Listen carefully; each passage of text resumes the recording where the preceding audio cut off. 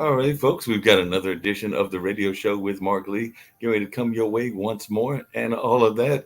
And of course, in the background, you might be hearing the lawnmower because actually that's what sometimes happens on these live shows and along those lines. But we always have amazing guests and amazing conversations. So always glad to have these amazing guests and amazing conversations. And get ready to bring one of those on right now. I don't know where it is where she is because I know she's coming to us from the West Coast, but I know here in this area, it's definitely hot. There's no doubt that we're having some hot weather, and it's definitely been hot. I think they're talking to like around feeling like 100 over the next few days, and we did have some rain, and of course, people are paying attention to the pandemic and a number of other issues as well. But definitely, it is hot here in this part of the world, and I'm about to find out how it is in her part of the world as well. Because definitely, I'm sitting here going like, it's just a little bit too hot in this part of the globe. But we're going to see how things are going over there in California and more about Hillary and what she's been doing in the legal field and a number of other things. And we'll see if any other guests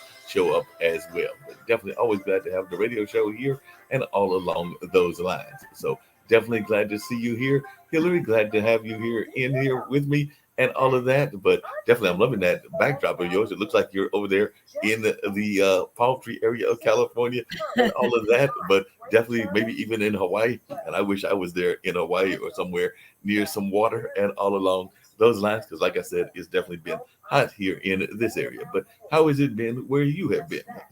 It has been really hot here. It's in the 80s and 90s. It got up to over 100 the other day. And I live in the valley. What's called my office is in Beverly Hills, but I live in what's called the valley.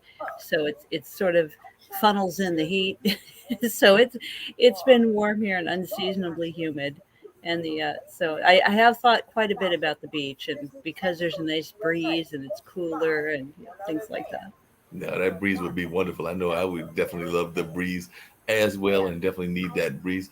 I know that one of our founders is an attorney as well, that being Nick Palvita. So I guess the first question I've got to ask is, were you one of those kids that was argumentative as a kid and always knew you were going to go into law? Or is this something new for you and all along those lines? Because actually, Nick, who's one of the founders of the network, is actually into the whole pension law aspect of it.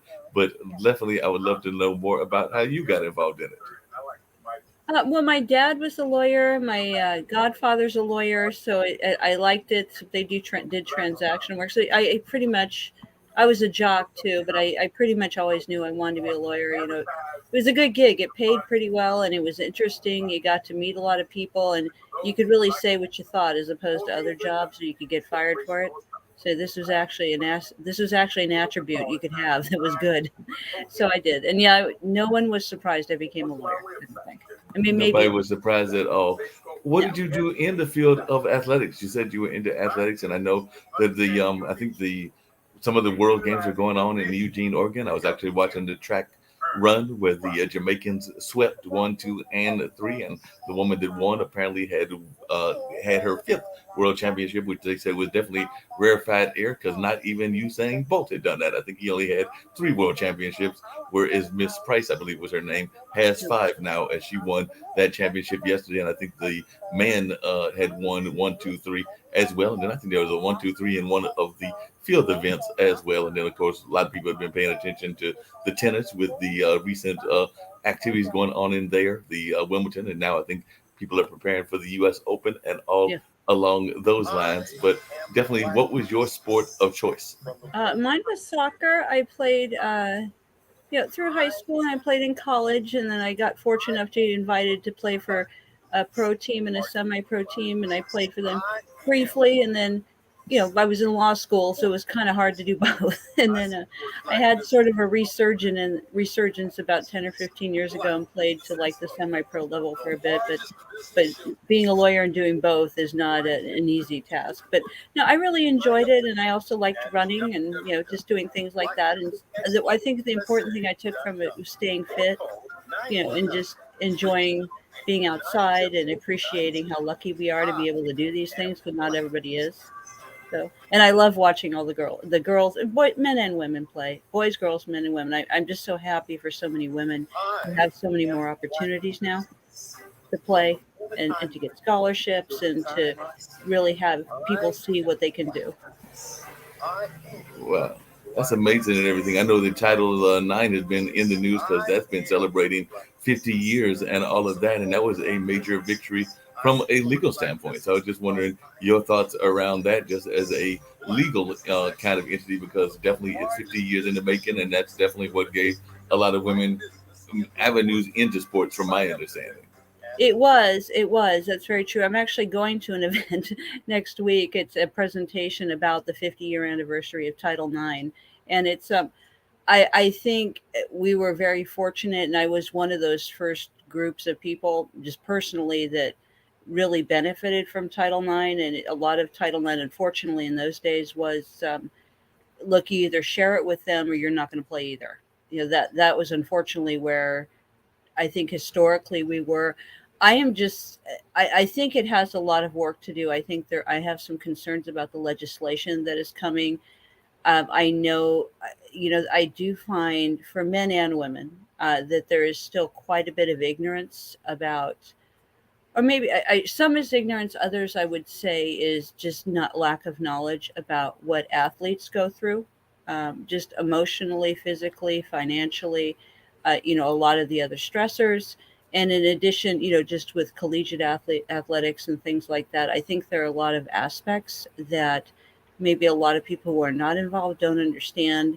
Some of the conversations concern me. I get concerned about gender stereotyping in particular, and I also get concerned about, sports tends to be, oh, such and such does this and such does this.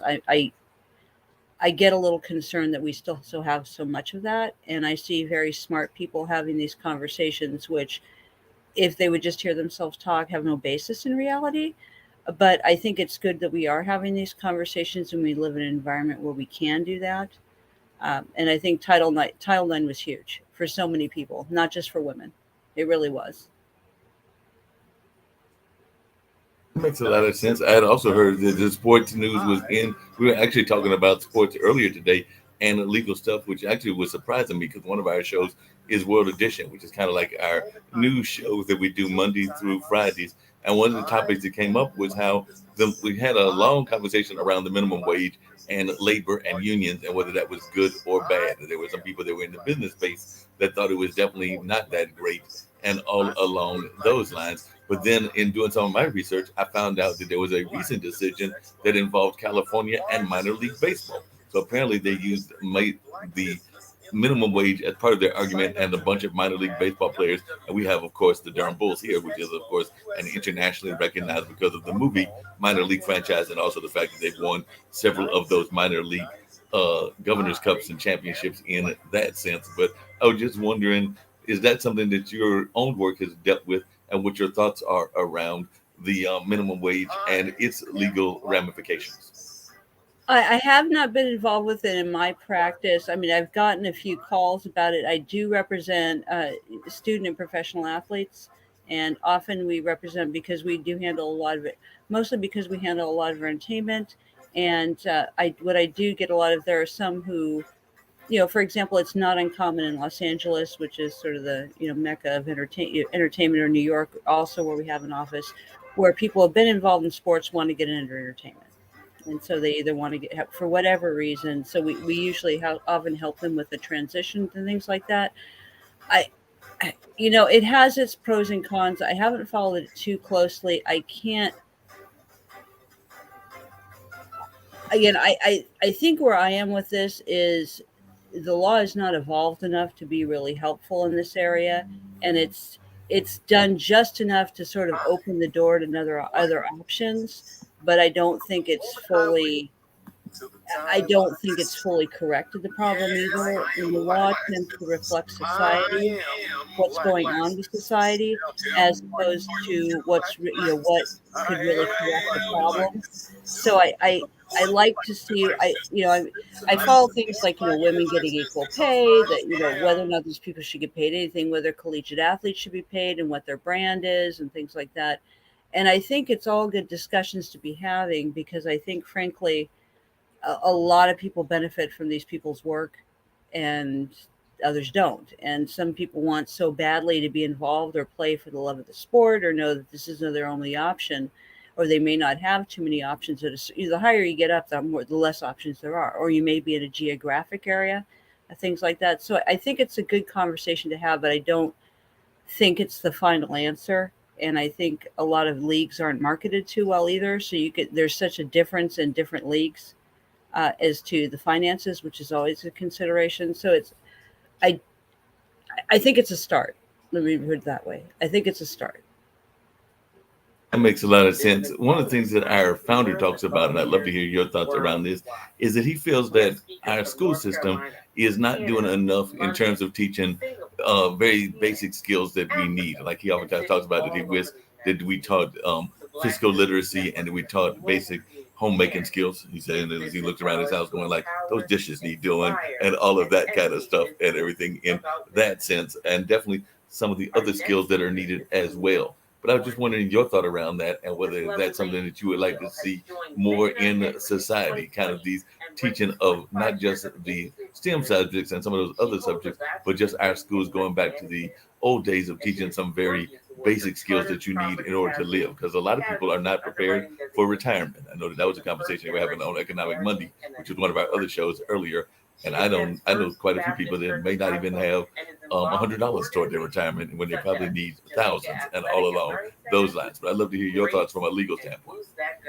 Yeah, I agree. I completely agree. I think it's a real problem. And when I do a lot with my friends' kids, coaching them, or they know they can call me, or they intern here, or they clerk here, and I always talk to them while talking to their parents about what skill sets they have, because I'm very surprised. A lot of them, great computer skills, or they have certain ones, but I think they have an expectation that there's a button you can press, and they don't really understand where things come from. They don't understand, like for example, like the chair you're sitting in. Someone made that chair, it was mass produced. That's the only way it could have happened. I mean, and they don't understand those and how that was made, and the time and effort or whatever went into it, or even the concepts of it. There's the joke. A lot of kids aren't using cursive anymore. They don't have basic math skills, typing skills. They think everything works from an iPhone. So yeah, I am concerned that we're going to have a whole generation of people who frankly can't take care of themselves or don't have skill. Every generation, unfortunately, I think loses a skill set, but maybe gains some others. I think that's historically always been the case, but I think it's more extreme now because of some things. So yeah, I'm all for having those classes in the classroom and making them, sort of required electives. You're going to have to choose from this group, and you're going to have to do this and be proficient, or at least some sort of competency. I'm always surprised at things I learned in junior high and high school that I still use, that you would think would have no relevance whatsoever in California, New York law or sports, and they really do. And I was fortunate. I have teachers who cared and invested, made time for me, and did all that. But I don't think all kids are that lucky, and I think that you really, really have to think about this, because it's if they don't learn it there, where else are they going to learn it? I mean, they may be fortunate and have tutors or other coaches, but if they don't, I think it's a real problem. And you asked about retirement. Start early. What I see more commonly is I don't. The people really think they don't make enough money to invest, and they don't make enough money to save, so they figure, well, $50 isn't going to make much of a difference anyway. So I think they get discouraged or put off, and it's something they never do. I think there are some issues with fair pay across, for several different reasons, not just gender and race, but there's nepotism where other politics too that affect how much a person earns, how big their family is, what kind of education their children may be getting. But I think you always have to be looking towards this, because tomorrow is another day, but tomorrow doesn't always come. And I think a lot of people think of saving for retirement as sort of second or third. Secondary is, there's not a thirdary, but if there were third something similar to that. They don't think of it as their whole picture. They don't look at the whole picture of their financial health, and they don't see how they're interrelated. And I think that's something new that people are starting to see. I also think that there are some financial entities will take advantage or don't really take time with their clients, or whoever's coming to them, and I think that can put some people off. they're saying if you have a bad experience or two, sometimes people don't aren't persistent, and I understand why that would be. But hoping for a good future or things will work itself out. It's been my experience. Sometimes it does, but I think other times it can end really badly if people don't think about it. But I do see a trend with a lot of people looking at their finances as part of the whole picture for their health. And I think that is probably a better way to, at least how I look at it.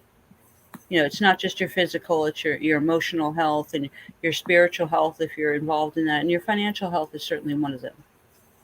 Yeah, that makes a lot of sense and everything, and I can definitely understand that and appreciate that. You mentioned the spiritual health, and I was wondering, just in your own life, how important is faith and spirituality to your success and to just your general idea of being successful in the highly competitive legal field? I think staying grounded is very important. I grew up in a Christian household, but I have several friends who didn't. I think having certain fundamentals and standards is really important. I think everyone's faith is very private. Mhm. I think that a lot of people, particularly in this day and age when our country is so divided, have very different ideas about their own personal faith. I would say, though, that the value systems that I have because of my faith, and I think everybody can fairly say they've been through tough times. I think anybody who doesn't admit to that is lying. If it's personally, professional, financially, whatever it is, it doesn't have to be with your career. I have often thought, I often think about what my fundamentals are and my spiritual, my personal faith is part of that, and I can say it's always guided me through No, because that I makes always, for me, knew what the right thing to do was. Yeah, and that having that right guidance and that right system, I've always said that I consider myself more spiritual than religious, just because I find that some of the religious institutions, not all, but some of them get too caught up in the what I call the cult of personalities and some of those kind of things around the people within them and everything. And one of the things that I've said on several of these shows is that I believe that most of the world's faiths actually have the same core principle. So I sometimes get frustrated with some of the churches that have the my way or the highway kind of attitude. And while I understand that some of that is based on their convictions and their belief as to how they will get to heaven's gates, I can understand and respect that. But at the same time, I sometimes feel that we might be surprised whenever that end time comes, that there might be people there that we weren't expecting because we were thinking that they had to come through Christianity or they had to come through Islam or one of the other religions. And like I said, I just have always felt that they were very much similar to the core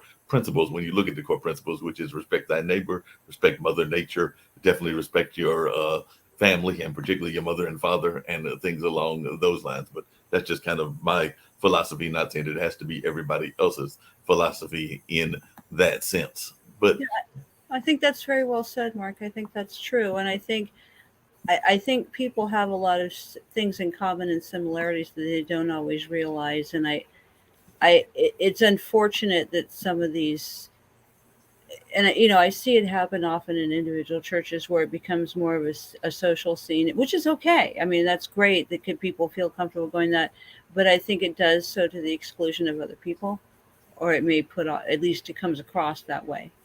I no, don't know if it originally started out. I will hope that it didn't start out intended that way, but I agree. no, I would definitely think that hopefully it didn't start out that way and everything.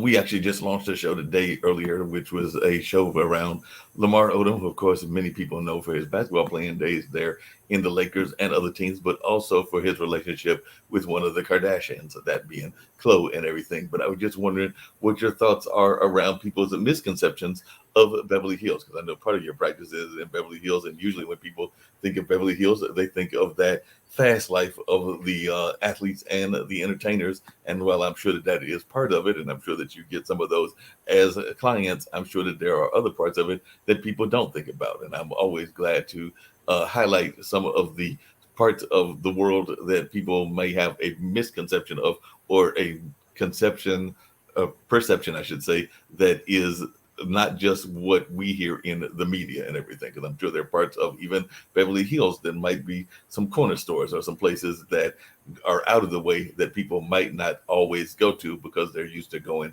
to the celebrity destinations. Well, I think it's fair to say most times you go to Beverly Hills, you'll probably see a celebrity or one's recently been there. It is a see and be seen. There are some areas that are definitely see and be seen.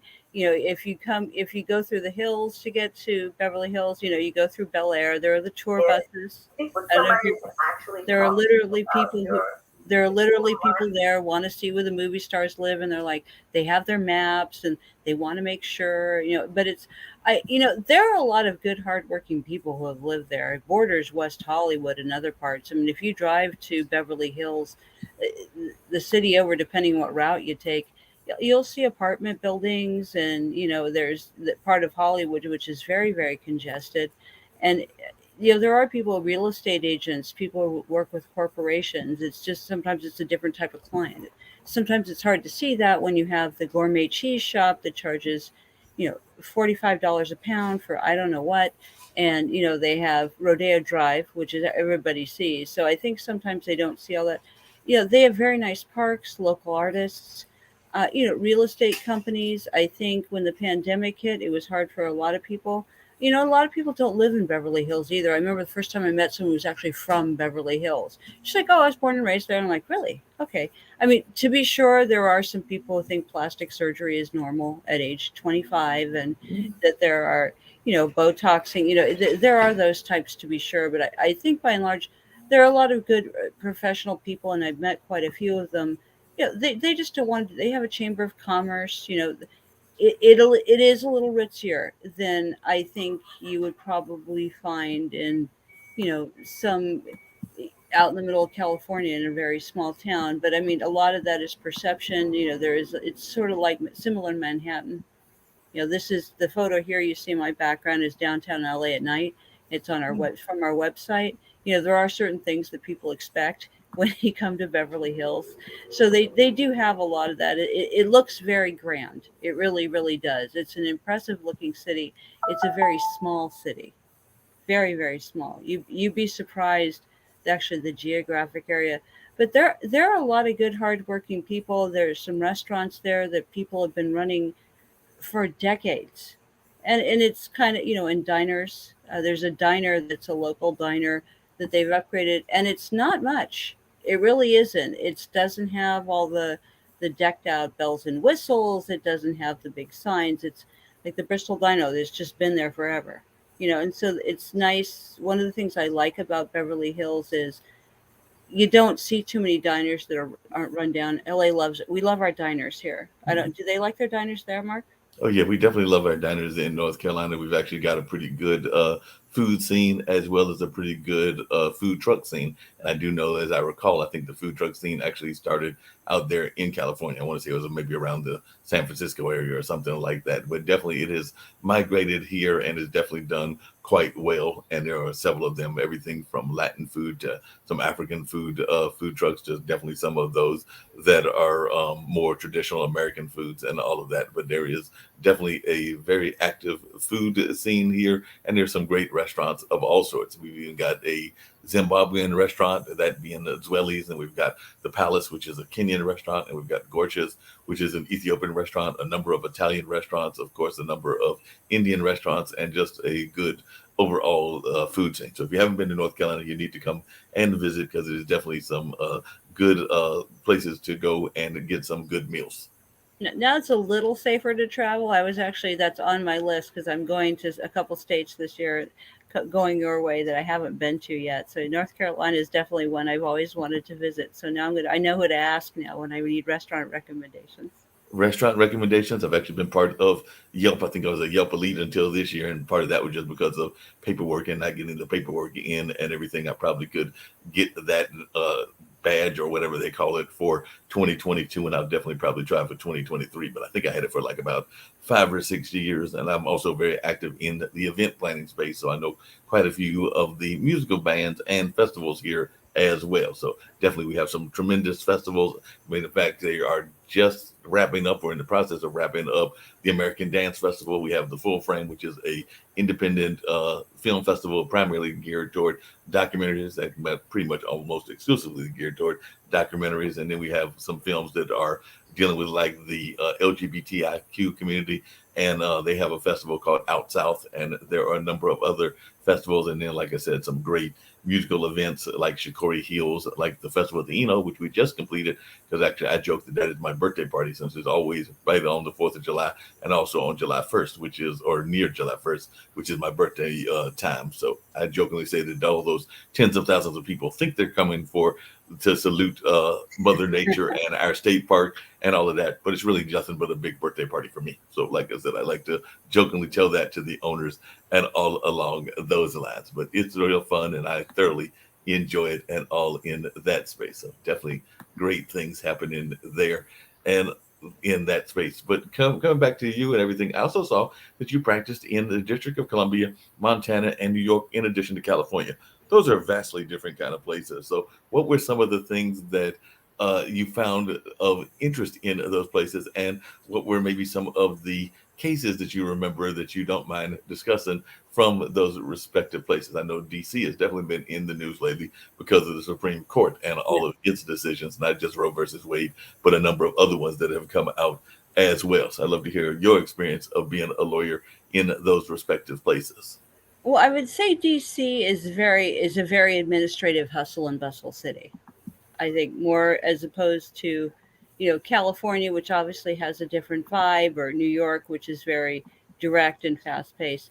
I think with DC, I noticed it was very. You really have to the cases I've worked on there. You really had to be very assertive, very clear, and you really had to dig in. I mean, it was one of those cases. I remember we had an employment law case there where there were some issues, and it was a little more difficult than I thought it would be because of how the legal system. I mean, the courts were fine. Everybody was professionals and things like that, but the I found that there was just a lot of administration with the courts that you don't always see in other courthouses. I found some courthouses. It's not that they weren't accessible. I think it was more the attitude there. With it, every city or in every geographic area has its own set of, I wouldn't say different values, but different attitudes and vibes. Like you can see from our palm trees, or if you went to Times Square, you would see something different as opposed to where you are. I did notice there was more of an attitude towards that.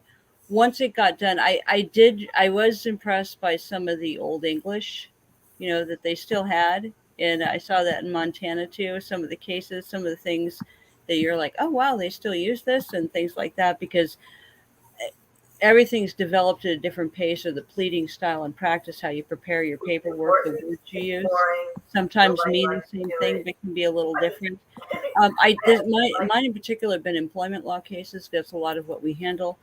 I didn't think they were not too difficult. I think, and the other ones have to deal with administrative agencies that we generally deal with, because we have a client, like for example, we have a client who regularly does business there.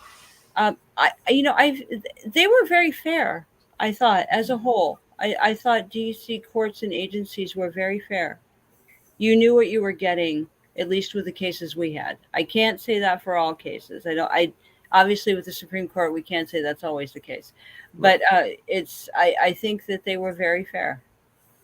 That sounds good. I'm gonna take just little bit of a commercial break, but I definitely want to ask you some of the misconceptions that you think people have of lawyers, because we do know that a lot of times people think different ways about lawyers. So I'm gonna get to that. But first, they're gonna hear a little bit about the Natasha House, which is a group that deals with women that are going through abuse in the Virginia area. So I'm gonna bring that up and maybe one or two other spots. But I'm definitely looking forward to continuing our conversation. I don't know about you, but I'm thoroughly enjoying this conversation. I look forward Yeah, to this digging is deeply further into it.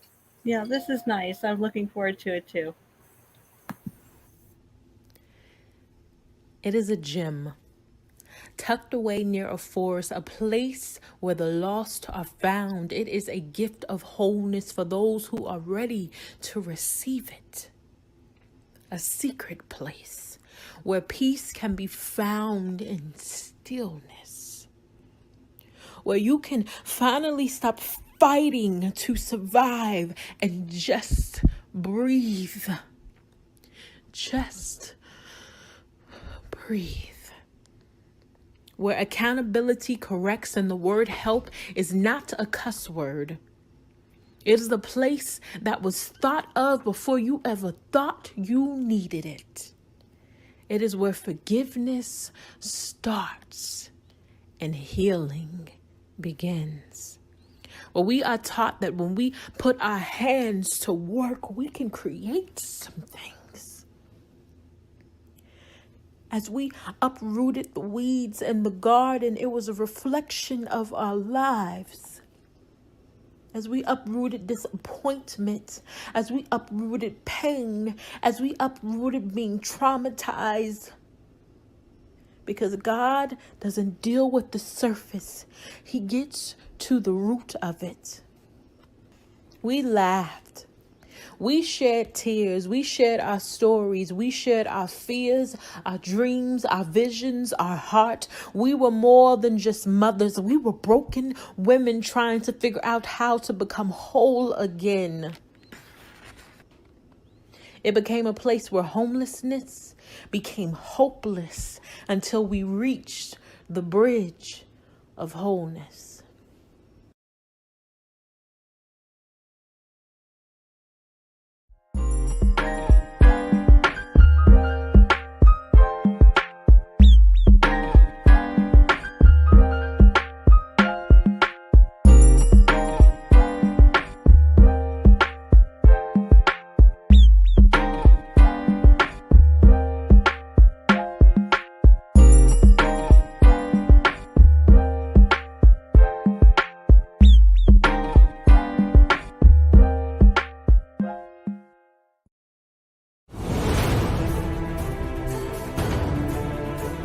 One of the things that business owners forget a lot is to prepare for their own retirement.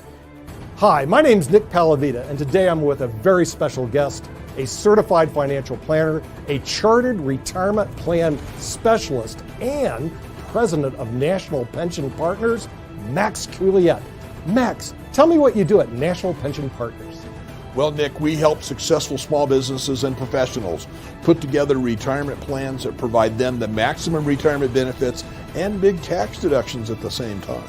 Well, how do you do this? Well, we get on an internet conferencing system with the client. We review their goals, what they want to accomplish, and then put together strategies to help them in implementing a retirement plan that benefits them, not everybody else. Well, that sounds really good, but how much does this cost? Well, it's really not bad because the first consultation is free. That allows us to go through and discover whether this strategy works for that business and for you as the business owner and helping you maximize your retirement. Well, Max, how do we get this free appointment? It's really pretty simple, Nick. You can either go to our website below or call us at 877-252-1692, and then we can set up a time with either myself, Nick, or one of our other retirement plan specialists, another CPA or advisor in the office to go over this with you and make sure it fits for you. Hi, my name is Lewis Haupt. I work with National Pension Partners, and I work with businesses to allow them to put the maximum away that they can for themselves and to save taxes. Hi, I'm Brad Coyle, and I'm the brokerage manager at National Pension Partners. We're always analyzing plan fund choices in order to ensure the participant's success. If you want more information on how we can help you and your business put more money away in a retirement plan than you ever thought possible, contact us at the website below or call us at 877-252-1692.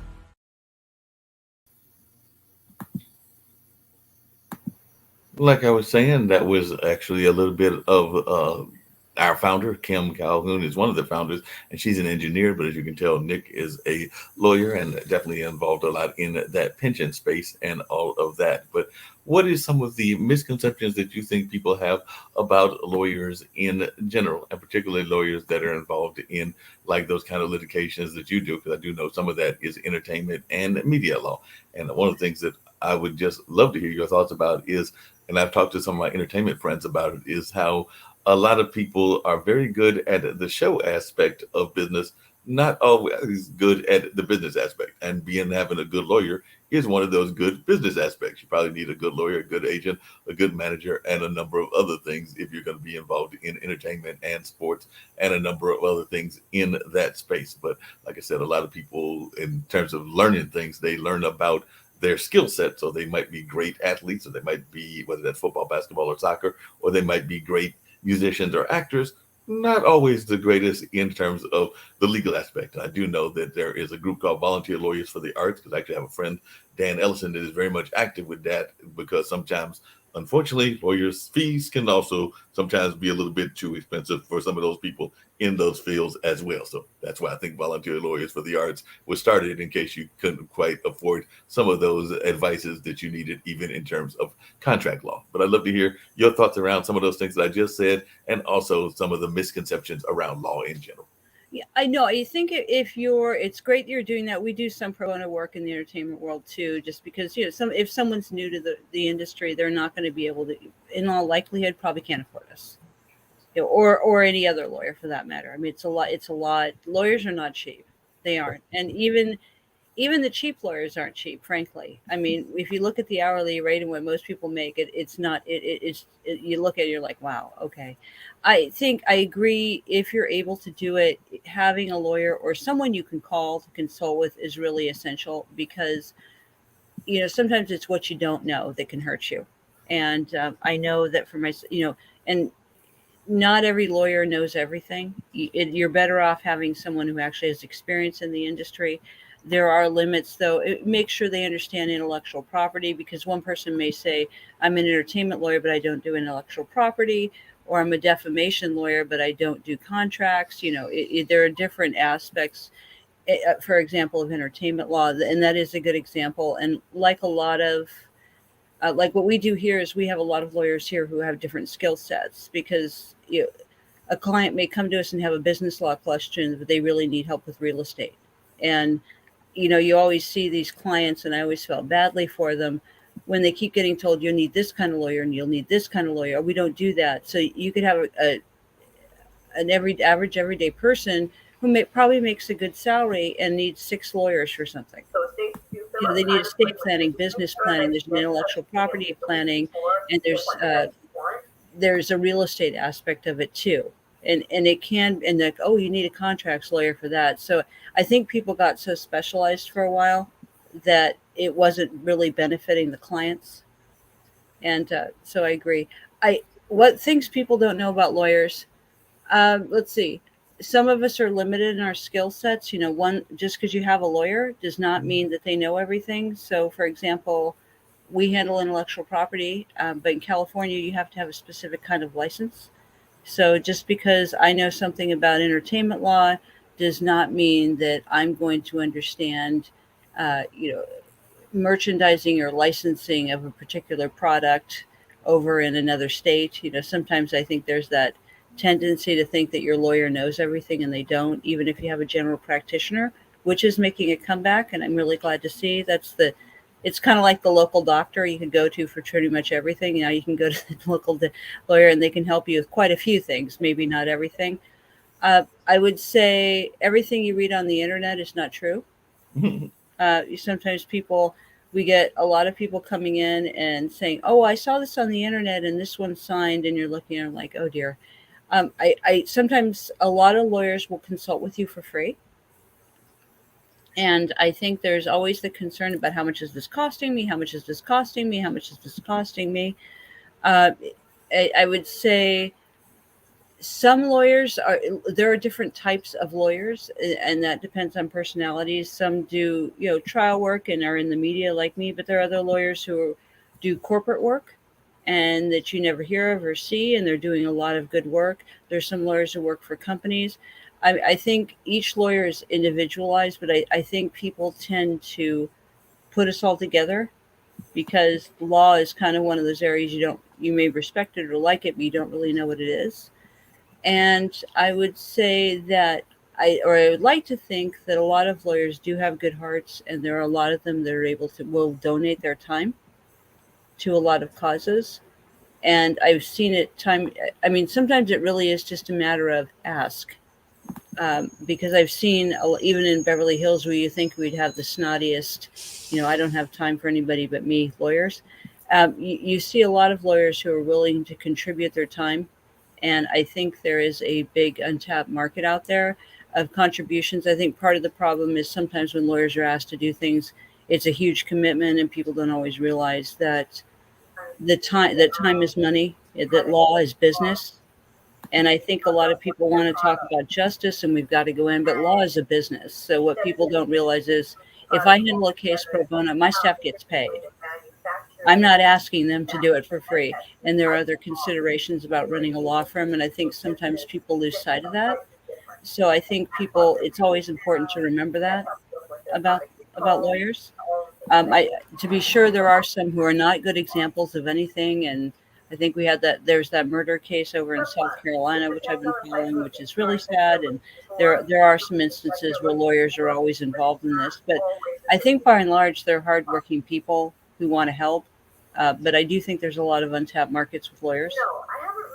Yeah, that makes a lot of sense. The other thing that I've noticed, and I'd love to hear your thoughts about this, is a lot of lawyers actually come from like we think of the lawyers as coming from the big law firms, like the big and the big also law colleges. Like, of course, Harvard, I think, has a well recognized law school. Definitely, there's some out in California.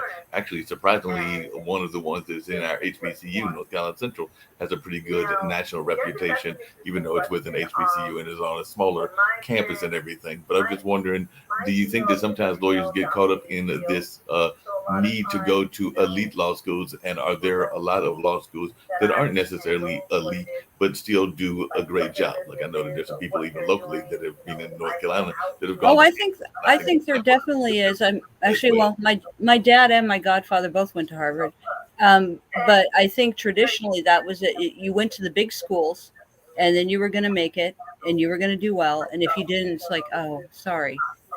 One, I will say in trial law, it is a whole different skill set. I probably learned more from being a jock about being a trial. Other than the rules of evidence, there are different skill sets. There really are. If you're in trial law or if you're in transactional law, there are a lot of excellent, excellent schools, law schools throughout the country. And I think that's one of the developments I've seen. It used to be, you're right, there were a few Ivy League, big name schools, and if you didn't go there, you were getting the leftovers. That is not the case anymore. What part of it depends on skill sets, and a part of it depends on the individual. And even big firms, I didn't go that route because I didn't want to wait 15 years to try a case. So in my first year, I was trying cases, even though I wasn't working for the DA or something like that. There are a lot of really good lawyers that did not go to those schools, and I don't think it's necessary. I mean, I think you have to understand the law and things like that. And I think there are some accolades that come with going to an Ivy League school, like, oh, it's very. But I think this day and age, people know better that that's not the case anymore. There could be a variety of reasons why people didn't go to those schools, and just because someone didn't get good grades in college or stellar grades, which are really required there, does not mean they're not a good lawyer. Conversely, I know a lot of companies and firms that will not hire out of those schools anymore because of the way they train them. Yeah, that makes a lot of sense, and that's actually kind of sad that they won't hire those firms that are not from the those lawyers that are from the quote unquote elites, whatever those elites may be, and everything. I know that one of the other shows we do regularly is the Media Monday. We actually did that earlier today as well.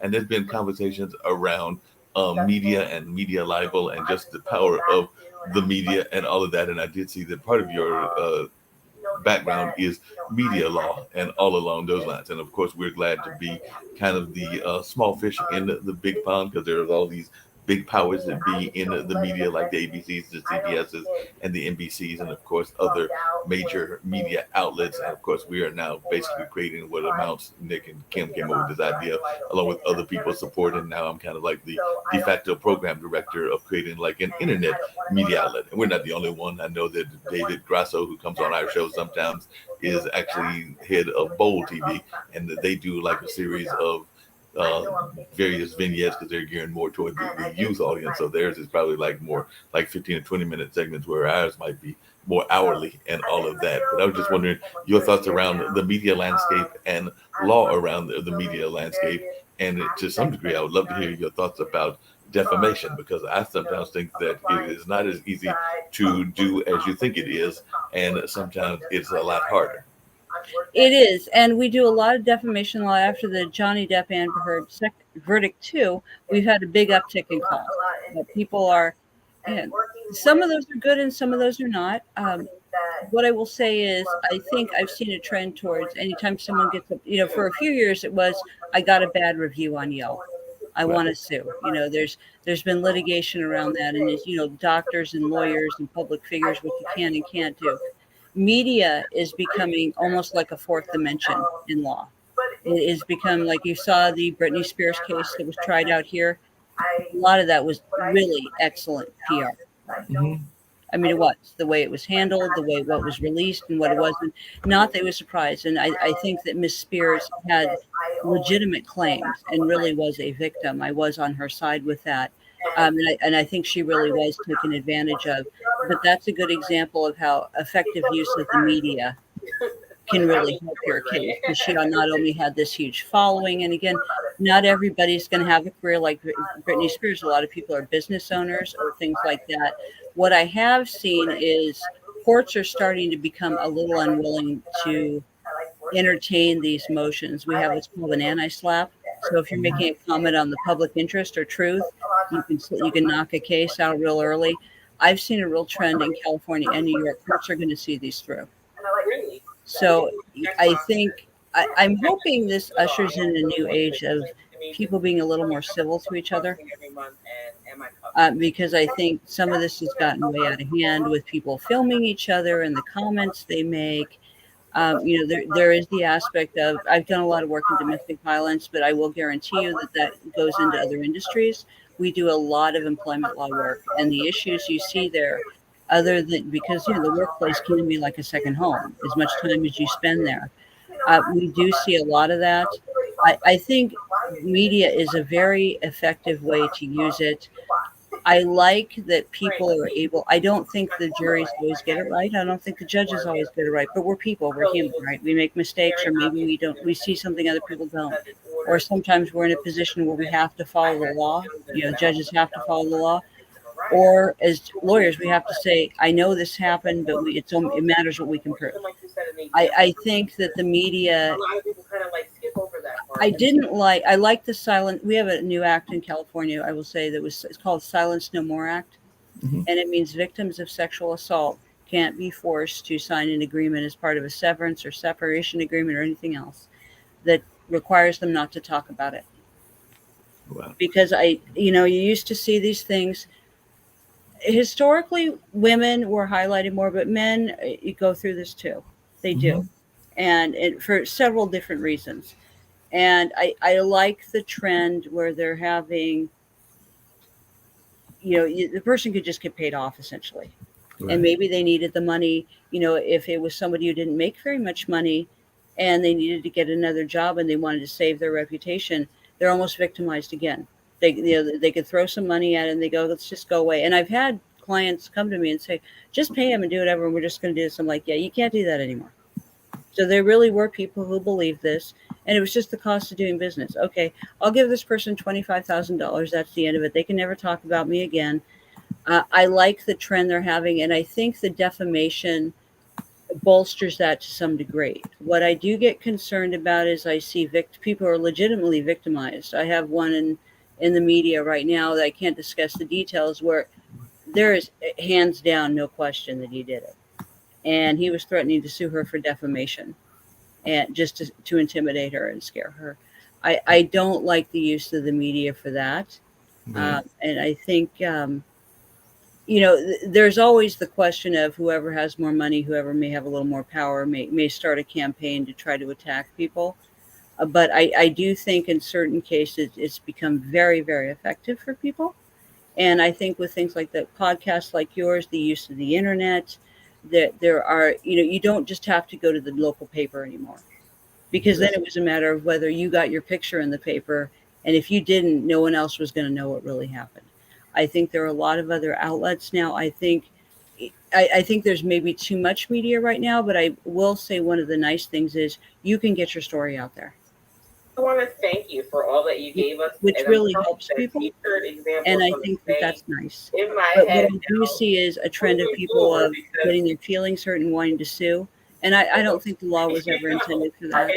in I a think if you society cause real where, harm to someone, everyone sure, is, you may be putting yourself I at don't even risk. want to But say other than that, no, I wouldn't. we always I had think it's, feelings, but but I do think it's added another but dynamic or then aspect to the we practice of law. I literally mean, it always speak has, for really. what we It say. always has. If you think about a couple of hundred Now years ago, what we you'd hear these say, speeches or it these is so little local important papers. I remember when we reading one cover time ourselves if we Wyatt want to Earp, do business. you know, Unless you're creating a he business actually that paid you are somebody like $100 to write a painfully biography about him, gladly my hand over to understanding, somebody so because he you would know look good. something I mean, that was to PR. protect yourself. That Yeah, was research. that's total PR. But one of the things Tell that us one even more in the time how PR you space can I'm wondering stay about connected is to you, stay connected how to it's tying you, into get other on your issues. Because I can't calendar remember. I think it was for in something that's Nevada or less maybe it was Arizona, but we had that whole incident where the person unfortunately was murdered while being on the set. And I think that that trial is still going on. And I don't know if you have any thoughts around that and everything, because I think there's some question as to whether that weapon was intentionally put there and intentionally loaded, or whether it was a strictly accident on this set, as I think is the way that the industry has been trying to paint it and all of that. But I don't know if you have any thoughts about that incident that I think was about 2 or 3 months ago. I do. Well, what I always have to say is I wasn't there. I certainly tend to agree with what you're saying, that it looks staged. It may not have been. I get very, very concerned anytime someone is committing an act like that and wants to be filmed. What I am seeing in the media right now is, you know, maybe it's always been like that. I see increasing need for people to want attention and to be famous. And, you know, this, I don't know what it is, but they think if they can't be famous this way, they're going to get on video and, you know, did you get my take? Did you get my, you know, I've dealt with quite a few of these lately. They don't want to lose their show. They want to be on TV. Are the media going to pick this up? And I think there's another aspect of that now where people really want to quote unquote make their mark, and they think if they film these things, some of them which should never happen. I think it's unfortunately encouraging a sort of a stream of that. You know, videos can be doctored. Videos are not, you know, there are other things there. And I also have seen situations where things go wrong on these, where they're in unintended results. So, but I can't say that that wasn't always the case. I think ever since we've had cameras, people have been doing things like that. You know, people have been staging things. People have been setting things up. So I think this is just another offshoot. I tend to think that it was, I tend to think it was sort of set up, but again, I've been following it, but you know, I get concerned with criminal activity and things like this being filmed. I really, really do. I think it's encouraging people who want people to see that. You know, you've had suicides on camera, you know, things like this, which are really not, you know, again, I think that's part and parcel of everything. And I think it's always existed, but I just, it gets concerning to me when people want to be famous and they think they can film themselves and upload it to the internet. And that's an excuse for that kind of behavior. That makes it okay. It doesn't.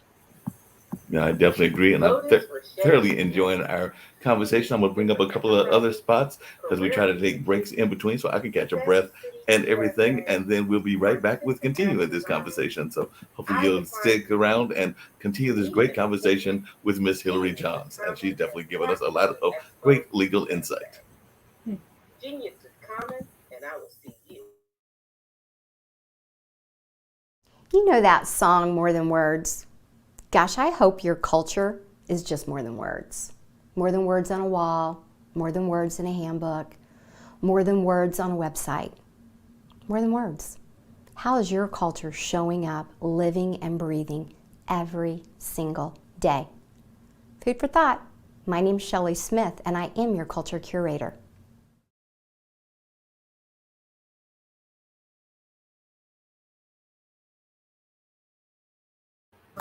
My name is Renee Taylor, and I grew up in Summit, New Jersey, born and raised. I love to laugh with my friends. I love to go to the movies, but recently I became a published author, The Breakthrough. One of my best friends says it's insightful, it's inspiring, it's relatable, I mean, that meant so much to me that she said this about me, knowing me. But for you, it's going to be an up-close view of my challenges, my struggles, everything that I've been through, and how I made it out on the other side. So I believe that we are all breaking through, and I want you to break through too. So pick it up so it can change your life. And I've had choices that turned me into the woman that I am today. I managed to break past and break through all of those hard times. And this is true too. With the amazing group of authors I've asked to join me in the breakthrough.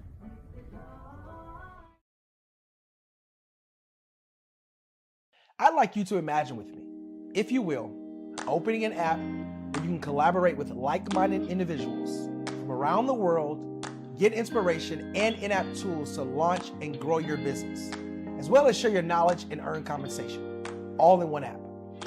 Well, the name of that app is Truso, short for Truly Social. Hi, I'm Matthew Newman, the founder and CEO of Truso. A new concept in social media, Truso is designed from the ground up to be a platform that's both social and empowering for all its users. How exactly do we do that? I'm glad you asked.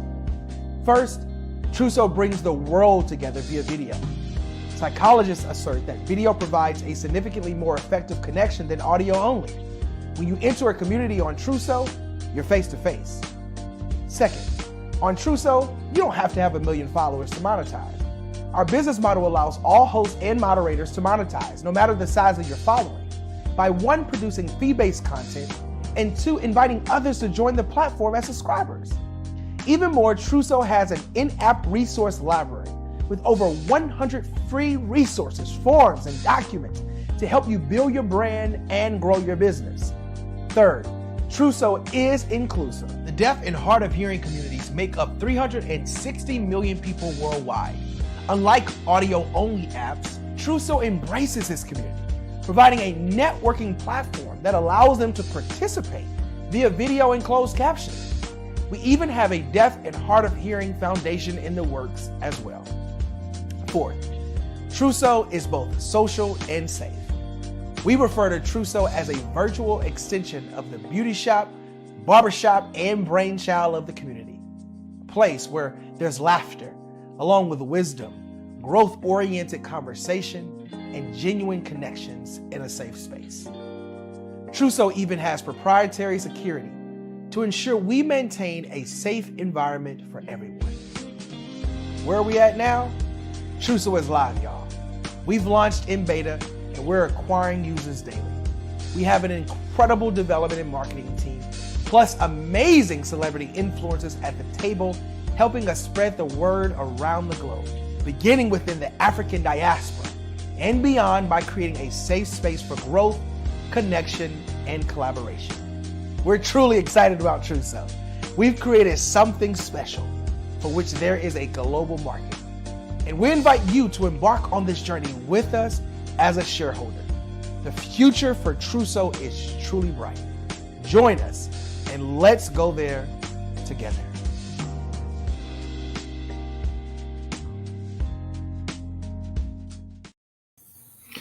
If you had to give somebody advice on being a lawyer or going into the legal field, what would your advice be, and what would you tell them, and all of that? I think I would say look ahead and make sure that it's something you really want to do. Or if you don't decide you don't want to be a lawyer, is there something you can do with their law degree? What I see a lot of with lawyers is I love being a lawyer. I really, really do. I do see a lot of people who don't like being a lawyer too. And I think it's a huge investment of time, money, and effort. And I think what you need to do is take a look at the jobs. If you want to be a lawyer, take a look at the jobs that are available, what kind of work it really is, as opposed to what you see on TV. Some of it, I'm not going to lie to you, some of it is very similar to what you see on TV, except the script would be different. But a lot of it is to figure out what your strengths are, what you like to do. If you like being in the public eye, are you okay with that? There are a lot of lawyers in media, and if you make a mistake or screw up, believe me, they are going to let you know about it. And so if you're okay with that, that's fine. If you're not, maybe look at other aspects. And what areas do you like about it? But I think law is one of those areas. It's like an MBA often was for a while, where people just like, oh, I think I'll just go to law school. I'm not really sure what it does. Then you have this, it looks good, right? It looks good to say you're a lawyer, but I think you should really make sure that you want to be a lawyer, or if you're not going to, if you decide later you're not, that there's something you can do with that law degree. Because not all, I know several people, very, very talented people, who Hello, had this law is degrees, Israel, studied and law, I'm practicing CEO law was of not for Davian them, Interactive, that and went on to have very Planet. successful and productive careers, and they're So, very happy with it, and they liked the and I legal love training. Davian. Even It after helped them in other aspects of their life. And I and would my say, daughter became learn the like language. Law character. a lot is a language, and I think sometimes there's these words that are used that can sound intimidating or confusing, but that a lot of that, what that is, I know a lot of people spend a lot of time trying to teach lawyers just to be able to relate to people. So I would say don't be intimidated by that. Just make sure it's a language like anything else. No, that makes a lot of sense and everything. The other thing I was curious about is what would you tell folks, not just to want to go into law, but what are some of the other fields that are similar to legal fields that people might want to look at as well? Because one of the things that I've noticed is that people sometimes want to go for the all-star jobs. And, that's like being the lawyer, or if you got the skills being the brain surgeon and stuff like that. But there are a number of fields that are outside of the legal field. And I'm sure you have some of those that work in your office. So what are some of the fields that you would like people to also look at if they were thinking about getting into the legal field? I'd say a paralegal is an excellent career. Lots of people are paralegals, and they are a huge help. They do everything from, I mean, paralegals know more than a lot of lawyers, anyways, because they help run the office. They prepare all the pleadings, they make sure all the documents are there. And we'll use me as the example. I'm saying, when did I say that and what did I do that? Because I often tell my staff, you may tell me something and I may forget it. And I'm now one of those people. I used to think they were making it up. Paralegal is an excellent job, but you get to home, it's not your problem after an involved paralegal is as involved as the lawyer is. But I think there's a lot of people who have law degrees who just decide, I don't want to be a lawyer, but I'm going to be a paralegal. It pays reasonably well. You can make a good living at it. It's a very respectable job. And it's, but that's a lot of what you do, is making sure paperwork is right, making sure, your employer, me, is, is kept reasonably sane, and is kept on track, and that the clients are being attended to and things like that. Another one is, I think we have a use of PR and media. We have a person here who does that. Law firms have an increasing need for tech and insurance. So if you have those kind of areas, some firms have a full-time tech. We have a part-time tech person here, and a good working relationship with another company, because currently we're all tech driven, aren't we? So we need someone there. And I know legal secretaries too, HR. We have an part-time HR person here who's done a great job. And she had a different background. She was a therapist and didn't want to do that anymore. And she moved over into HR. There are careers in HR for big firms and small firms. It may be a part-time thing, but and legal secretary, we still have those. It's someone has to do that kind of work, not so much the typing, but the letters and making sure things goes out, handling our calendar, things like that. And so there are a lot of options. And so, yeah. But I think there are several careers that are legal related that law has a need for. And we do have someone who helps us. One of my assistants actually has a background in PR. He used to work for a PR company. So it's there are several of them. Getting one of these live feeds of some sort or another. Where social justice ruled the land, a place without. And does that answer your question, Mark? That does answer the question and everything, and I definitely appreciate that. Actually, I had the pest person coming through as well, so he's getting some airtime as well. So it's always good when we have extra people that all along those lines. But definitely, he's getting ready to pop out of here and everything. But one of the other questions I was curious about is, what is your thoughts around the current media landscape? Like I said, we definitely mentioned that there are new media things out there, but I'd love to hear your thoughts around the current media landscape. I think the media is going to become increasingly important, and I think that any effective legal strategy is going to require an effective statement of the media. I remember how much it's changed from the 90s when I started practicing law. I remember one time my boss sent me to court and he goes, "You need to go go to the courthouse, do this." He goes, "And you appear in court," and he goes this. And she goes, "By the way, the news might be there because there's an allegation that she might have hired someone to kill her husband." I said, he said, "So if the media is there, you tell them you can't comment, you give them my cell phone number." I'm like, "Okay." It's just like, it's kind of like, just go to the store and pick up some milk. Oh, by the way, there's an allegation, this is when hit people were in. I would say now that, and that was unusual though. You had certain cases you talked to about, and this is what you did with the media, and you went to the papers. Now I think the media landscape is an important part of any case strategy.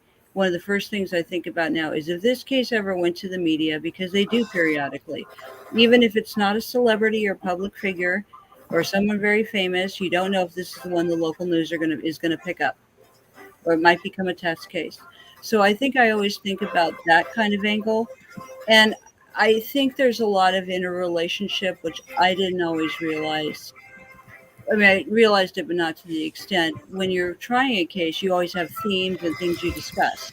Why did this happen? What did this happen? And sometimes what you're telling to the media is very similar to what you're going to be saying in the courtroom, or a prelude to that. So I think that's important. But I think media is here to stay. As long as we have internet, it is here to stay. I mean, we are currently, fortunately, living in, I think, the greatest country in the world where they don't censor our thoughts, and we are able to say what we think. And other countries are not as fortunate. So I think the world of public opinion has always weighed in on the law and how cases are handled. I really do think that.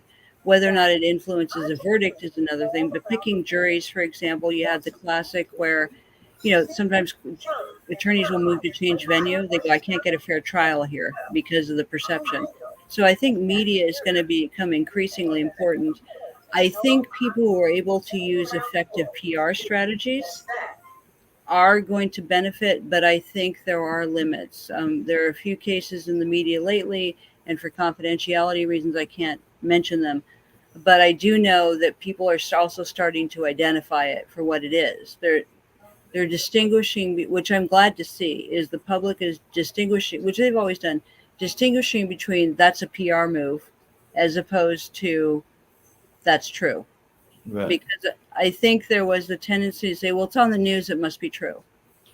And I don't think that's the case anymore. And I think that's good. But I can think of several instances in the last few months where someone are looking, they're going, that's a PR move. That's why they're doing that right there. That's why they're setting this up. So they're seeing it for what it is.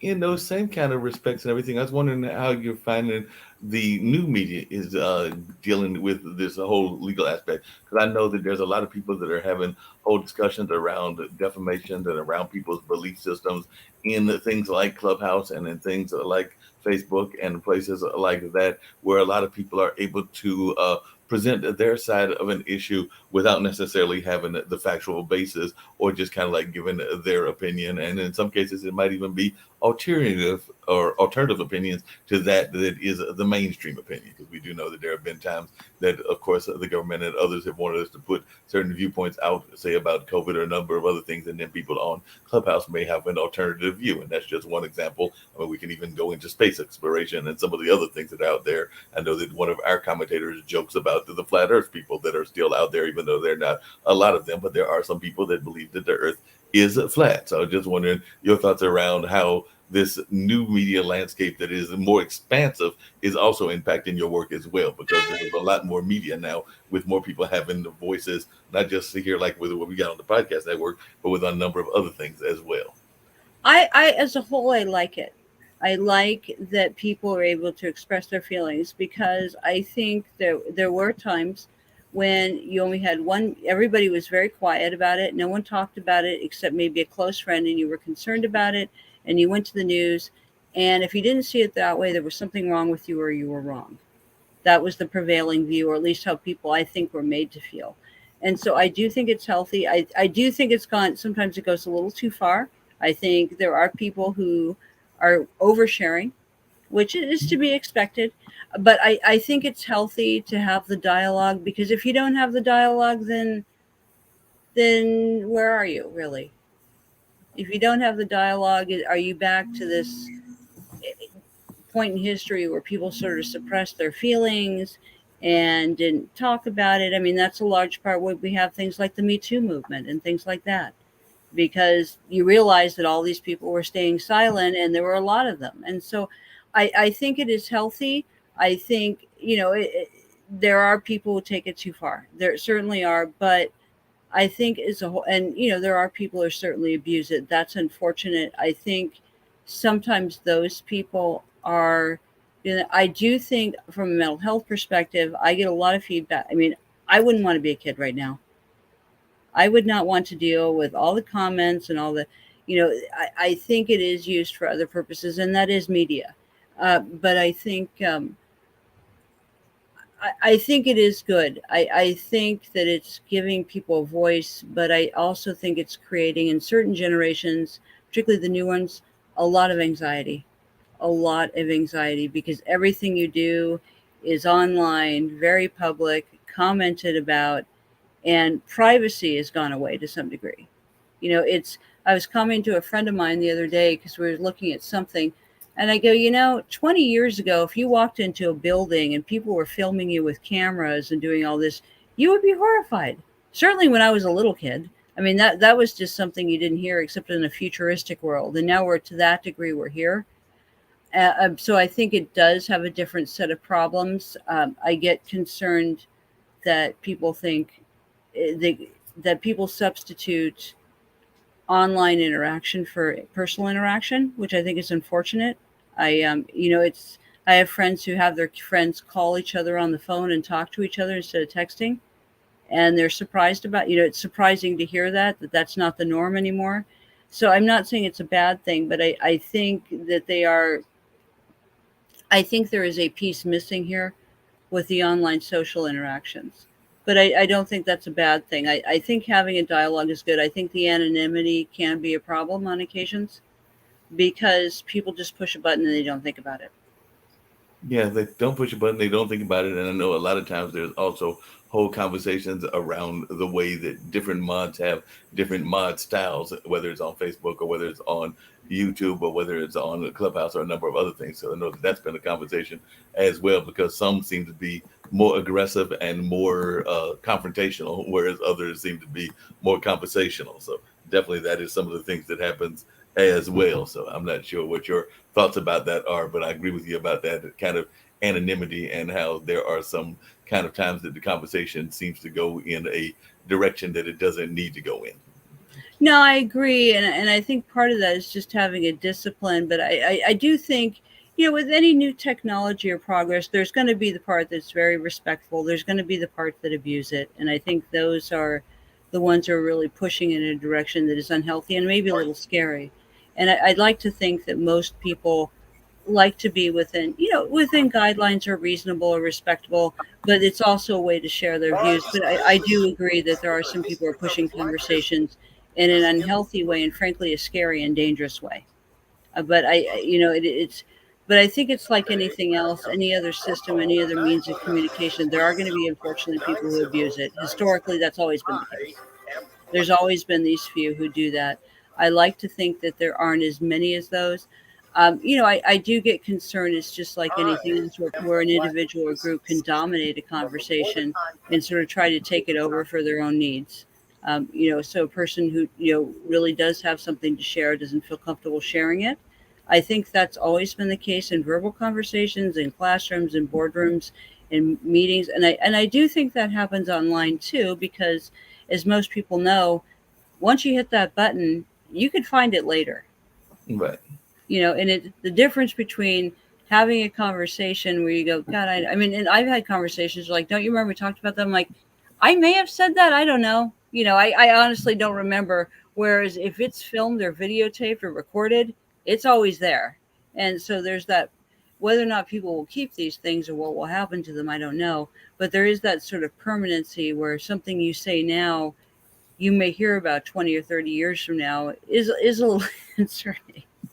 Yeah, Yeah, that makes a lot of sense. And along those same lines, I just wanted your thoughts because it's something we talked about on this show as well as other shows quite a bit about this notion of, and I know lawyers deal with it, entertainers, a number of other people do, this whole notion of the imposter syndrome, where you don't feel that you are as good enough as your competitors are and some of the other people are, and therefore you don't always go for the kind of gusto and the kind of opportunities that are presented to you. I know that I've had that kind of situation. I know that friends of mine that are musicians have had that situation, and even some of my business owner and lawyer and even doctor friends have had that kind of situation. So I was just wondering your thoughts around that notion and how you deal with that even in your own life. And I'd also love to hear about how you do the work-life balance, which we know has been an issue and even more of an issue probably during this COVID era when more people were working from home and that kind of balance was thrust at you because your kids and your other half might be in the house with you also. Yeah. No, I agree. Yeah, I definitely fall into that. And I did with sports for a bit, and I'm like, this is stupid. I'm a pro athlete. And then, sometimes you have to do the self-talk because in an environment like that with lawyers, that's what lawyers do sometimes. When it gets to trial, they're attacking you. If you're not able to hold your own there, you're going to have a problem. And I think I kind of just got to the point where I was always pretty stubborn, and that probably helped me. Where I just said, you know what, if you want to do that, why don't you go ahead and do that? Why don't you, it's and it actually worked. But yeah, sometimes I'm like, if you had told me, particularly given my sports background, that I would be an entertainment login, I wouldn't have wanted to do that. It's LA. Everybody wants to be an entertainment. And in Beverly Hills, there's so many people want to do entertainment law and would love to do it. And I was like, the last thing I wanted to even thought about. No, sometimes I can't believe I have the life I have. I think I'm very lucky. I really enjoy it. But sometimes I'm like, God, how the heck did I get here? It's an idea. But I mean, I feel good about the work I've done, and I know I work hard, so I don't think I'm entitled, but I certainly know that hard work helps.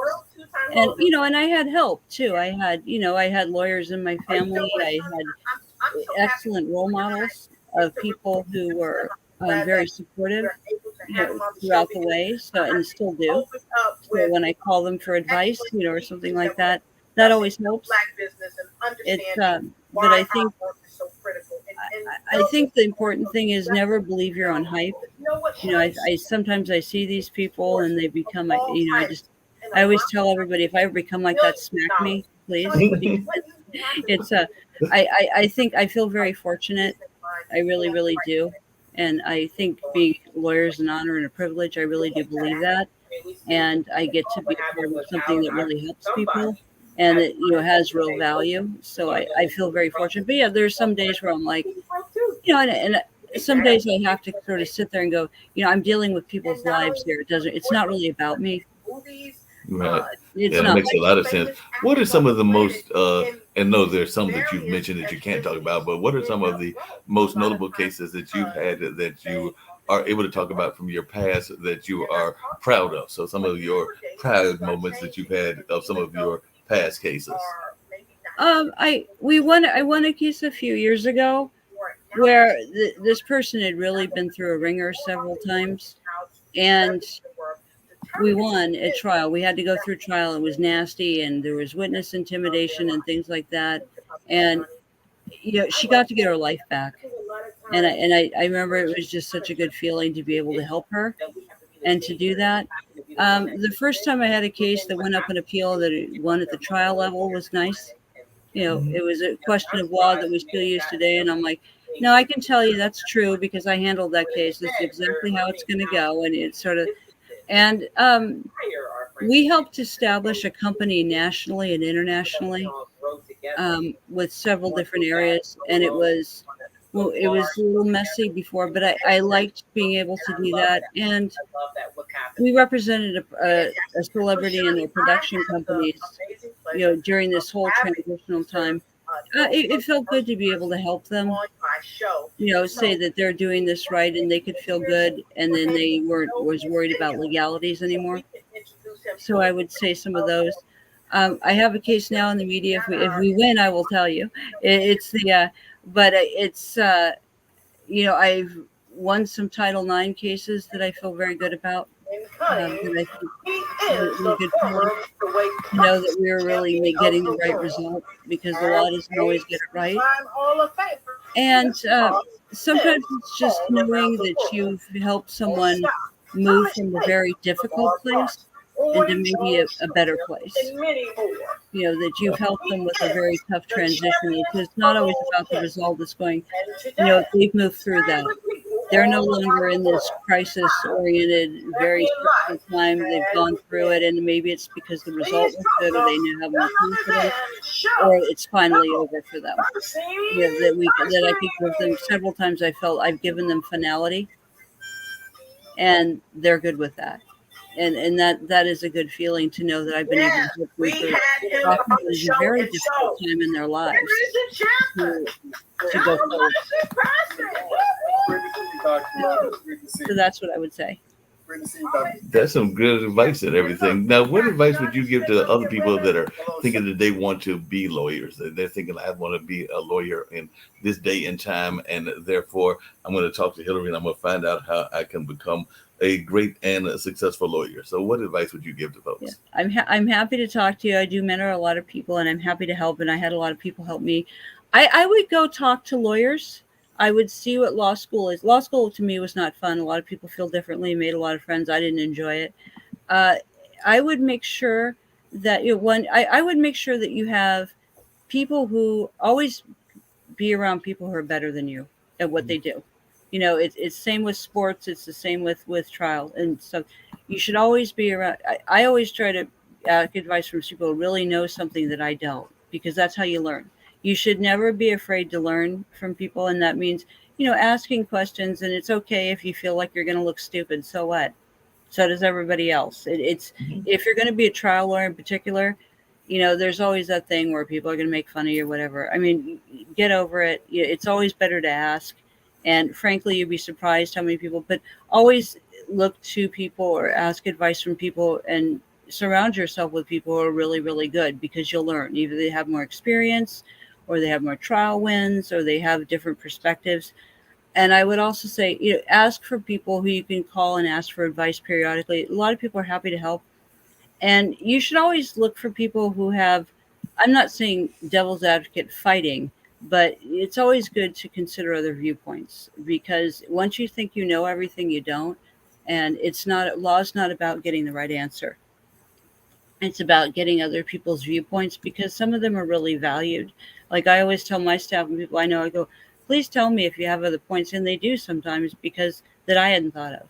So you should always be open to new thoughts and ideas. And that helps you with business transactions. It also helps you if you do become a trial lawyer, which we do need trial lawyers still.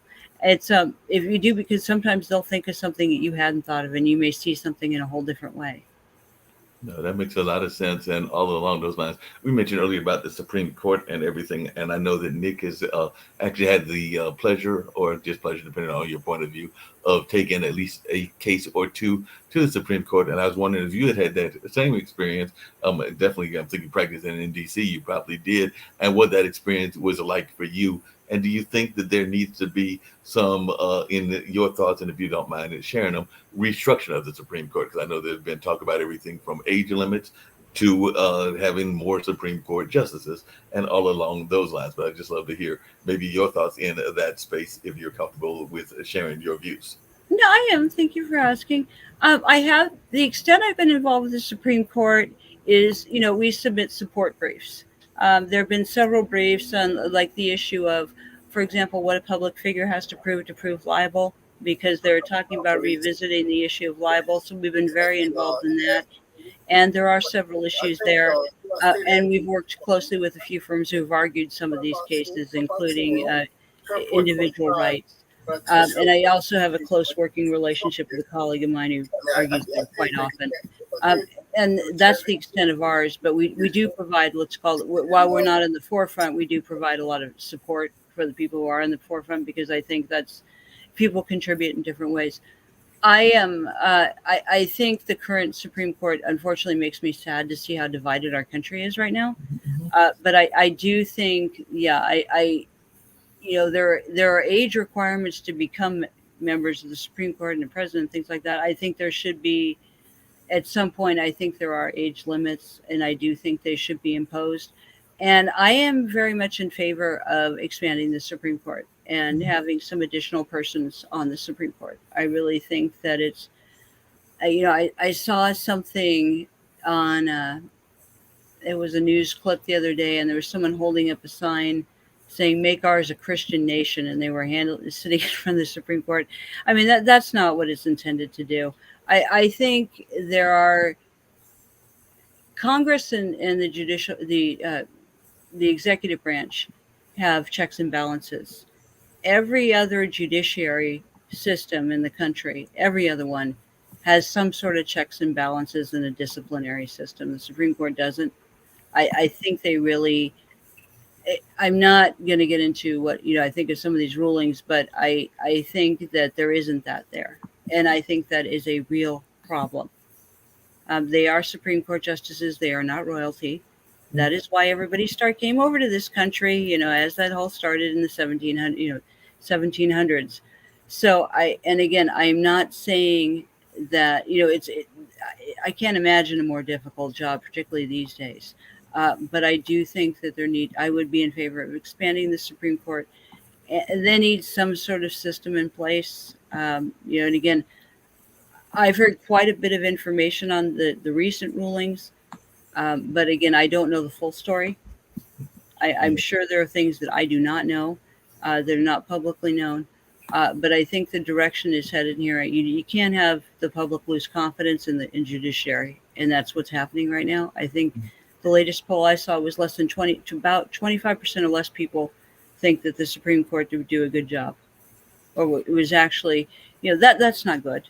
Yeah, that's not good. But the other thing I'm curious about is that I'm thinking part of that might be because there are a lot of legal controversial issues that are out there as well. And I don't know whether you have any thoughts about them, but right now I'm thinking about definitely out of my friends that are in the brown community, the Hispanic community, around things like dreamer laws and things in that space, and definitely other migration laws that might impact them. And of course, even in the African American population, there has been a more aggressive conversation around reparations. And of course, that will also be something that would have to be a legal decision as well on some level or another.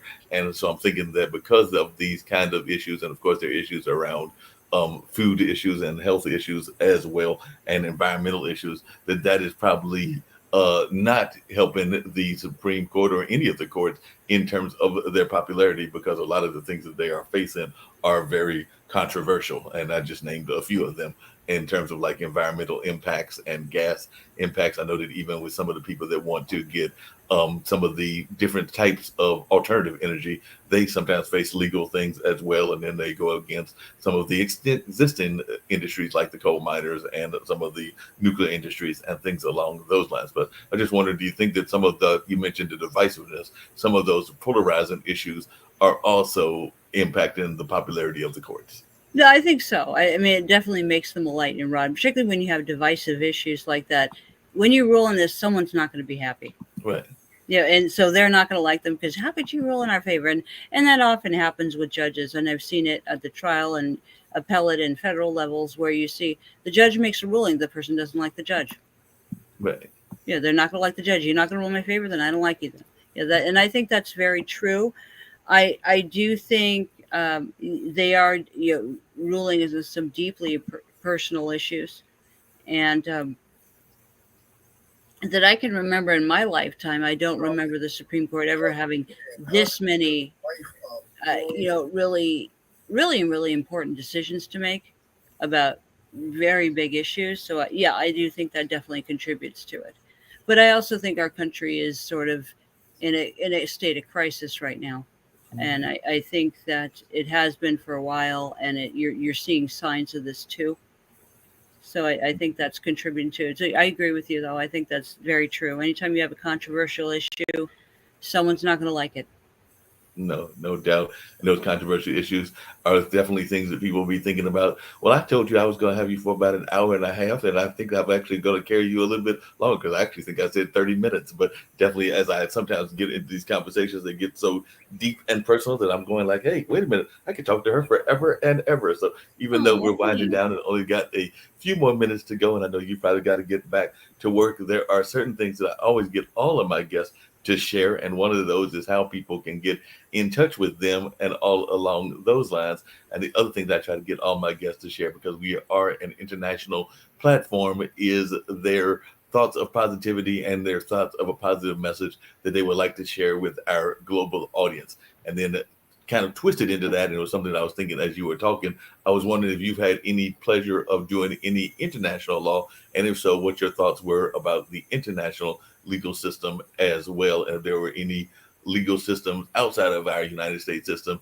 that you feel are comparable or are as good, or that you would maybe want to practice in if you weren't practicing in the United States. All good questions.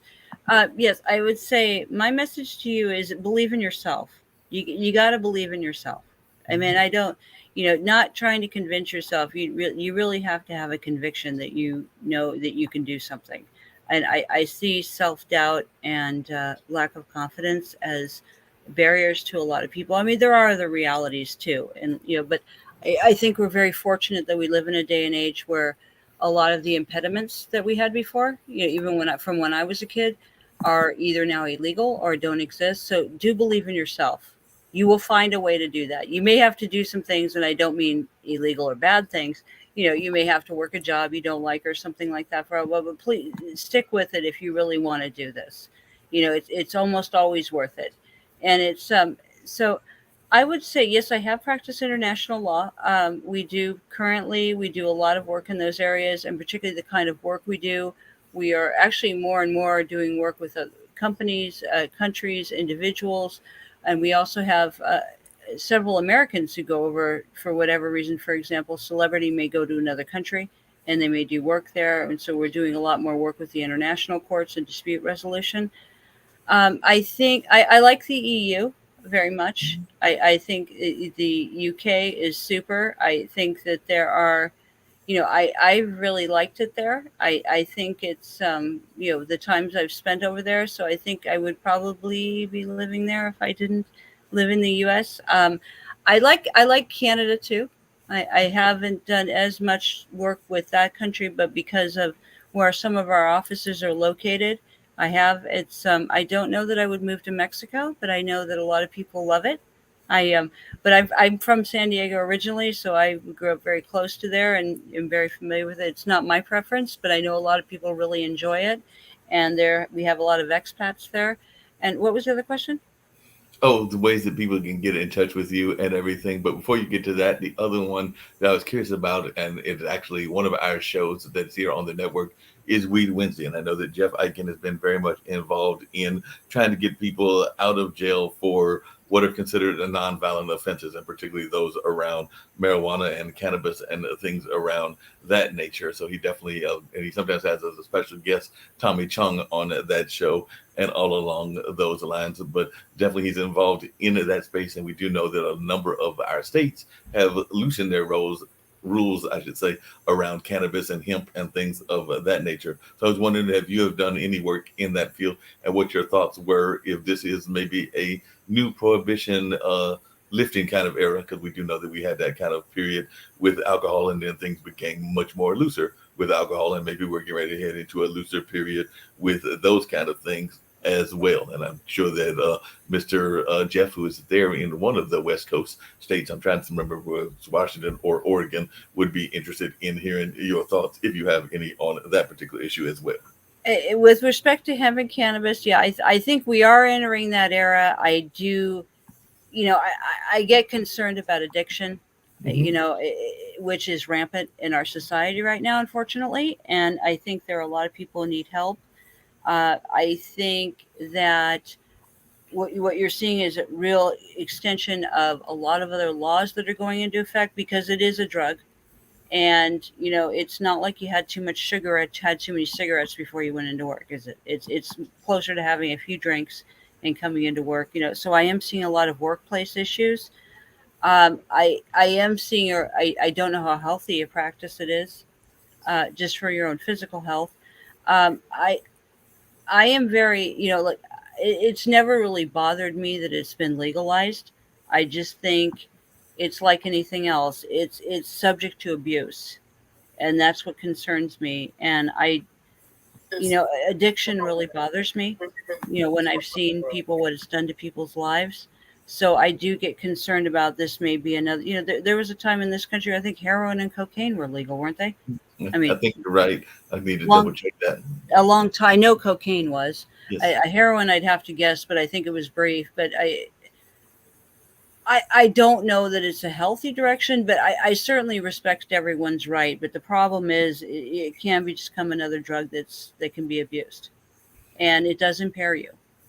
It does. I mean, you Yeah. can't function when you're as well as when you're on it. Maybe some people think they can, but it's yeah, if you're used too much of it, it can become a problem. And so I'm not saying that's the case for everyone, but I do think that we are entering an era where there's going to be a lot of decision making. I don't know that it's going to last, frankly, because it's created a lot of legal issues, just in the area of employment law. If what was before, if you had someone like that before, they were a pothead or a stoner. I mean, Right. you didn't want that person here. But again, and then people, I think Americans were very slow to accept that there were medicinal reasons Right. that people could do that. And, a lot of people were really, really treated unfairly who had legitimate medical conditions that marijuana was helping them. Cancer patients, for example. I mean, so what if it's helping them? It's not, it was done safely. And, I think a lot of Americans missed it on that for a long time. No, I can definitely agree with you on that and everything. The thing I was curious about that you mentioned earlier a little bit was domestic violence, and I do know that that is an issue that our other founder, Kim Calhoun, has been very much interested in, and has even, I think, had a kind of patent around something that dealt with like ankle bracelets or something along those lines. She can explain it a lot better than I can, but it was definitely a patent that was dealing with that area. And I'd also noticed she talks about one of our cities, or a small city here in North Carolina, having a good reputation for the way that they treat people that are complaining about domestic violence, that namely being the city of High Point, North Carolina, and all along those lines, because apparently they have a very appropriate police force that actually deals with that topic and deals with it in an effective way. And one of our other shows that's on Sunday, and this is the other thing that I was curious to hear your thoughts around, is around bullying, because they talk about bullying. It's the show, it's called Where is the Love? And it's hosted by Stephanie Hockenhill and her son, Jane, who's in Memphis. She's in Kansas and everything. He's a musician. And I think she's like a speaker and does some other things as well. But definitely that is a show that talks about everything from bullying and the narcissists sometimes that are the bullies. Not all narcissists are bullies, but definitely that is one of the groups that does a lot of bullying and all of that. And they just dig deep into the bullying aspect. But I'd love to hear your thoughts around bullies and around domestic violence and any legal things that you have been dealing with in that realm as well. Sure. I don't like bullies. I never have since the time I was a kid. And as you can imagine, as a female in sports, I came across a lot of them, and teachers. And anybody who abuses their power or does that kind of thing, I never. At a personal level, I get that what's going on. But I'm a brawler, so I will not. I'm kind of one of those people would be like, all right. But again, I've never understood. Have I ever said something in my own life that was inappropriate? Sure, particularly when I was younger. I have never understood why other people want to bully anybody. I do not understand personally why anybody would want to do that. I understand there are reasons why people do it. So I am very pro any conversation you can have about bullying. I just had a conversation the other day. We do a lot of employment law. I've worked in a lot of domestic violence. I started in the 90s, even when I was in law school. Just what it could do to help, women and men who are in these situations with domestic violence. But bullying and domestic violence, there's a lot of similarities to the type of behavior. And I'm glad to see that we do a lot of trainings in both several states. I think that you've got The group of people, like the 20%, are never going to do this kind of stuff ever or be involved. You've got the 20%, and these are rough numbers, that are going to do whatever they do anyway. And then you've got this in between group, which is the 60%. I've seen a lot of progress in the 60%. I don't know if it's because they think they're going to get into trouble or because they feel they're finally getting heard, or both. It's probably both. But I've seen a lot of what we deal with, a lot of this in our practice. We have a good working relationship with a few firms. If we can't handle it, we send it over there because there are a lot of people who need help. There are a lot of people who need training. We also, I've parted ways with companies, with people who, I can think of one recently where we parted ways with a longer term client. Well, not longer term, but we'd had them for a while, and they were toxic. They did not want our help really. They wanted us to get them out of trouble all the time. And I didn't want to be one of those lawyers who, it's fine if they want to call me, and I'm here to help, and we give personalized attention. I'm available at all hours. I really am. And to answer your work-life balance, I have a home gym and I take a lot of naps.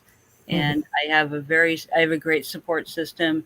I love movies and I love my pets. So I always have my priorities, and those throughout my career have never changed. But I will say that, going back to that, some people don't want to stop doing what they're doing. They're only interested in not getting in trouble. And I have no interest in people like that.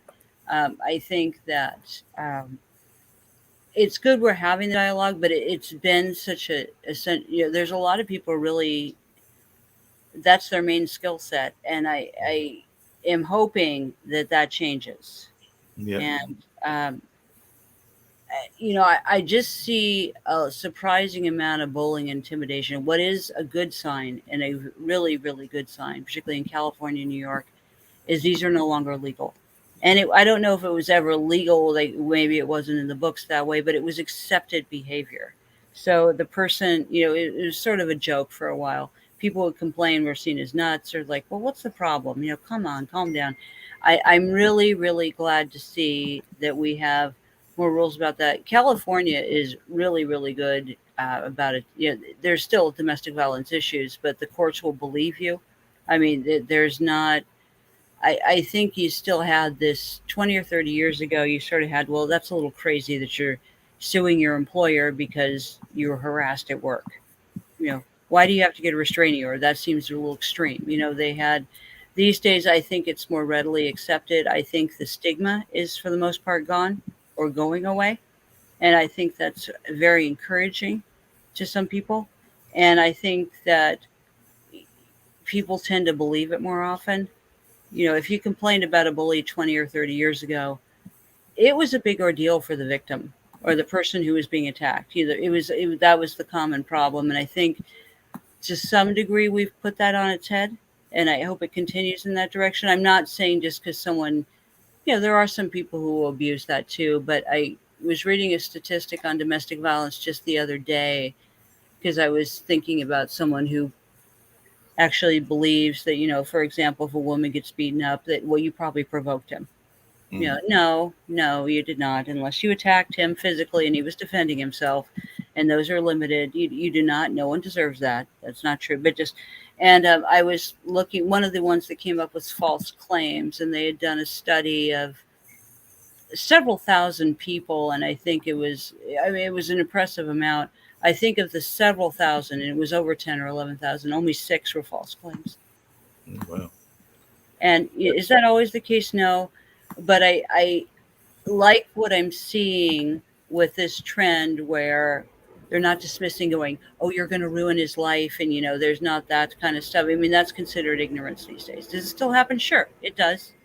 But I'm encouraged to see that they're really reducing the credibility that people are coming up with these excuses, because they are excuses. Do these things happen once in a while? Sure, they do. I'm not saying they do. And are you innocent until proven guilty? Yes, you should, and you should be. I'm not saying that should change, but I also am seeing just a different feeling now that people are going to be believed, that it's not going to be put up with. And there are some people that I see it periodically where there are complaints, but nothing's done. That's going to continue in some areas. And I think that's always been the case. But I am really heartened to see the progress in these areas, particularly in the last 5 to 10 years. And I think the Me Too movement has done a lot for that. Really done a lot for that. I definitely agree. The Me Too movement has been totally valuable in that sense. As we wind down and everything, I was wondering if you could share a little bit because I'm also, I don't currently have any a pet lover. Actually, I was doing some cat sitting until they took the cat to the owner's dad's house, and definitely can understand that that definitely happens sometime and all in that space. So, don't have any current pet, but like I said, that bit of monthly time with that cat that I was cat sitting told me that I probably need to get a pet at some point, and I'm definitely one of those people that believe in having the love of pets and the connection with pets in your life and all in that space. But I love to hear your thoughts around that and just your thoughts around uh, nature and the connection to Mother Nature and pets in your own life. Yeah, well, the shelters are full of them, Mark. So there are a lot of cats that need your home. Anyone from a baby to a senior. So it's I have three. I love animals. I've always loved animals throughout my life. I can't imagine living without them. I'm always adopting strays or finding other animals and things like that. I love going outside. I think we're so lucky that we live in that we have so much natural beauty in our country. Once in a while, I see the national parks. One over by you, and Yes. it's that it makes me a little sad that our country used to look like that everywhere, and it doesn't now. You know, I can't imagine how amazing it must look, but I no, I love it. I think that we owe a duty to our planet and to animals and things like that, and I think that we really need to respect that. I think a lot of the things that are going on, frankly, are a result of us not doing that. In global warming and climate change, there's unseasonably warm. There's shark attacks on the East Coast. There's flooding in Yellowstone. I mean, I think these are all signs that we might need to one respect we're not going to beat the earth and we shouldn't try to do that, and I wish that people would be a little more respectful of our planet and other animals. I think they're all we're all connected in certain ways. I hope that doesn't it makes me sad when I see people killing animals for sport and dog fighting, and I hear about these things and stuff like that. I don't think that's really necessary, and I think it is criminal activity. But yeah, I'm a big nature lover and like going out hiking and seeing nice areas, and not just for tourism, but just to appreciate what our I mean, it's amazing what our planet can do. It really is, and we're just a small part of it, really. No doubt about that. And like I said, if you want to give people, that was the other question we never got to, how they can reach you and everything, and any final thoughts that you want to share. Because like I said, I have thoroughly enjoyed this almost 2 hour interview, and I'm gonna have to get you back at some point to do even more conversation. Because like I said, I know that I could talk to you for hours on end, as I oftentimes just find new and interesting things about my guests, and was finding that about you as well. So any final thoughts that you want to share and how folks can reach you, and hopefully we'll be able to get you back on, maybe even on some of our other shows. Like I know that we do our World Edition, which is our news analysis show, and of course we've got Media Monday, which would be right up your alley. And of course I would love to have you back just as a guest on one of my 3 shows as well. So definitely look forward to it. And I know we had some back and forth conversation, but I'm glad that we were able to get this in, and that I felt this was an amazing conversation. Oh, I had so much fun. Thank you. You're welcome to call me 310-492-4009.